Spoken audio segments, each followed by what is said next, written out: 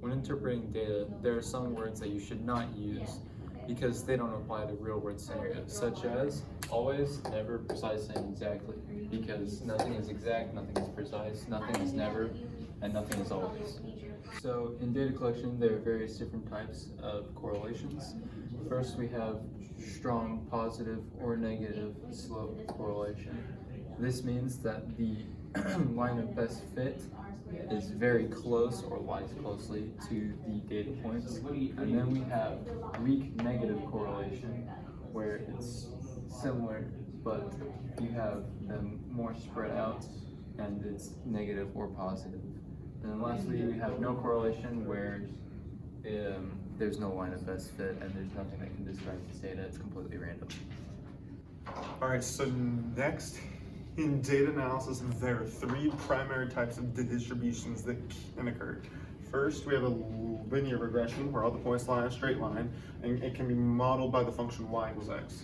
Next, we have a quadratic regression where all the points lie along a parabola, and it can be modeled by the function y equals x squared. And finally, we have an exponential regression, which can be modeled by the function y equals 2 to the x. All right, so when looking at data, there are two main ways you can find if it's linear, quadratic, or exponential. You can find a common difference, you can find a common ratio.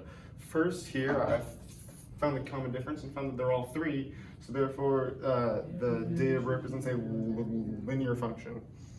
For the second one, I found the common difference and the numbers were all completely different, but then when I found a common difference for the second time, they were all 4, so the function is quadratic.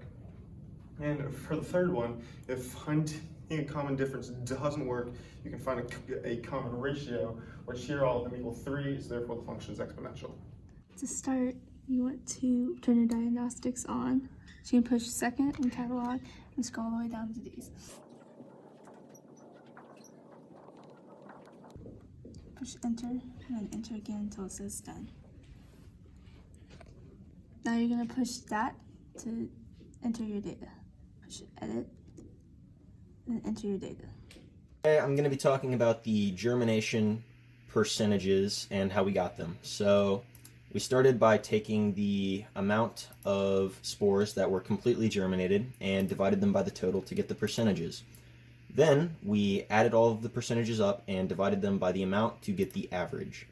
And the averages for 1500 parts per million was 64.54. For 3000 parts per million, it was 64.91. For 6250 parts per million, it was 71.54. And for 12,500 parts per million, it was 64.43. And the control, which was 0 parts per million, was 55.93. So with the percentages that we calculated, we were able to find a line of best fit for the function. We took the parts per million for each concentration of sunscreen and plugged that into a table with the percentages of spores that germinated from each of those. If we go to stat, calculate, and then linear regression, we can calculate the line of best fit for that function. A linear function is what is modeled with the function y equals ax plus b. If we take the information we have here and plug that in, we get y equals negative 8.17 times 10 to the negative 4th x plus 68.06. If we now plug that into our graph,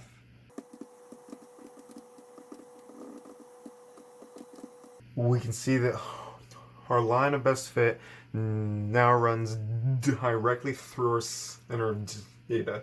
Through this, we can figure out that hypothetically, if we kept adding more and more sunscreen to the mixture, the amount of spores germinated would keep decreasing because the function has a weak negative correlation.